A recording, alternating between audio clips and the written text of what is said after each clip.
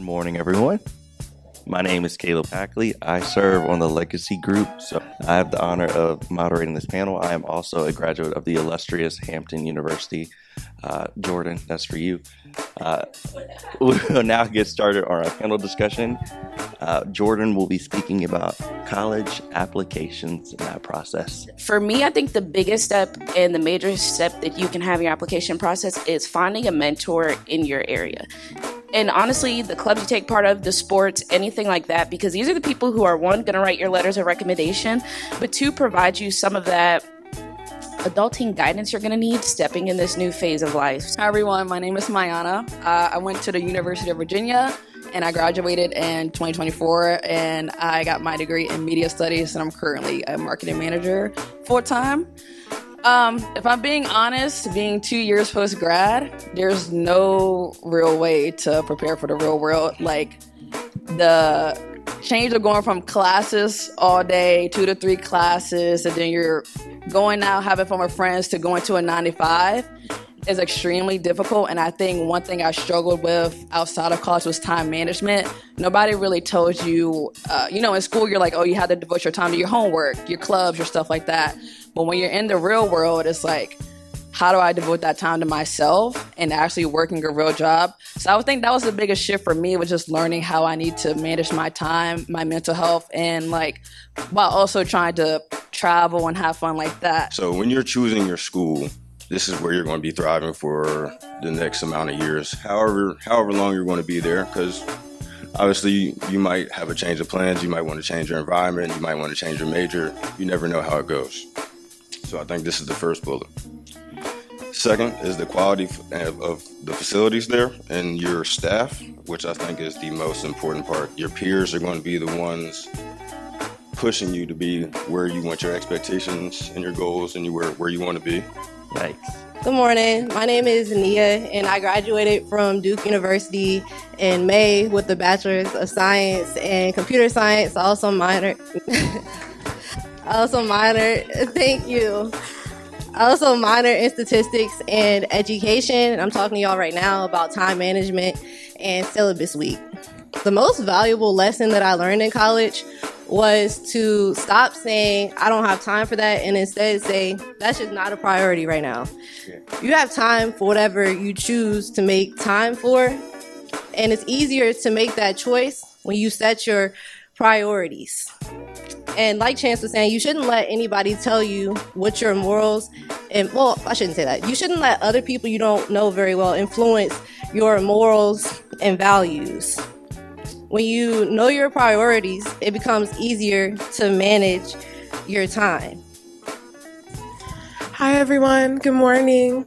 My name is Genesis Lee, and I'm a senior at Virginia State University, the real big state. I love Virginia State University. I could speak it up for hours and hours, but today we're going to be talking about scholarships.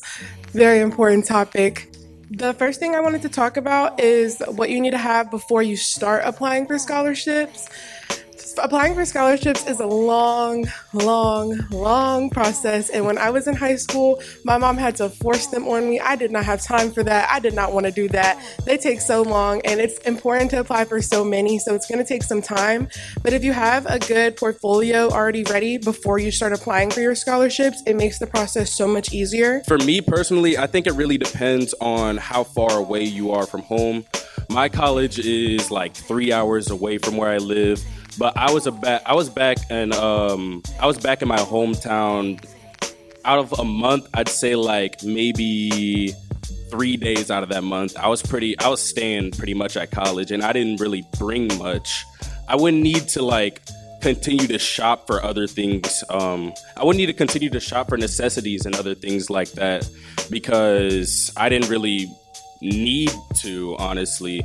And if you need to, you'll have the opportunity to go to Walmart or other stores near you, of course. So I actually had quite a few internships. I had one at Accenture Federal, I actually had 2 at Accenture Federal Services, an externship at McKinsey & Company, and then a lot of smaller internships than summer internships throughout my entire time at Howard University. One of the biggest things that I can say really changed the game for me was going to a university that prioritized their students having internships while they were there. So there was kind of like this saying at Howard is like if you didn't have an internship this summer, it was because you didn't want one. Like all the resources were 100% there for you to apply to these internships, but if you didn't have one, it was because you just didn't apply. So go to a university that really is like pushing for you to get that extra outside experience rather than just waiting for you to graduate college. You have a lot of like skills that you can use right now and that jobs can actually like benefit from. The first thing I want to also talk about is a little fact that I did some research on. It says that over 50% of college students experience high levels of loneliness, and also nearly 75% of students reporting feeling that completely overwhelmed by school and life at a stress point during their freshman year of college. And I just want to take that into account because that just lets you know that you're not alone. You know, just going into college, it can be very stressful for like everybody because you just don't know where you're going to go. If it's Hampton, if it's Howard, if it's across the country, if it's at Duke, like understand that you're not alone. Like everybody goes into college with the same mindset. That's why I said stay away from social media because they're going to think that they have it all figured out, but they really don't. Just bottom line, just understand that like you earned your seat at the university, you know, like you're not there for no reason, and just really take care of your mindset first. And just to understand that once you take care of your mindset, all the success and achievements will follow. So I think as we're all pretty well aware, college ain't cheap. So you got to find some way to supplement it. So some have spoken about scholarships and things like that. Another really important way, though, is through financial aid. And that can come in two different forms. So the first form comes through, you complete the FAFSA, which is the federal application for student financial aid, I think. And that is to get public loans. So some of them are coming through, it gives like an assessment of your financial state. It's through the federal government. And then some schools will use that to determine how much financial aid they'll give you. Then the other side of that is money that's coming directly from the school. So my name is Mia, and I just finished my first year at Old Dominion University. And my topic is roommates, and that's ironic because Lord knows, me and my roommate, God bless her, but it was interesting. The main thing I want to stress is the importance of communication, and not just communication, but understanding that not everybody communicates the same. And not everybody has been brought up the same way to learn how to communicate the same way as you do. So an example. So for me, I grew up and on Sundays, you'd hear gospel music, you'd hear R&B. You know it's time to get up and clean. You know it's time to get up, everybody cleaning, we not laying around like it's time to clean. My roommate, she was an only child. She never had lived in spaces with other people, and she had a single mother, so she only grew up with her mom, that's it. And there's nothing wrong with that, but it did create a space of we had differences and we had to get over that. And I'm also not the most confrontational person, so I let the issue persist when I should have communicated with her. All right, thank you everybody. Once again, please give a big round of applause for the students.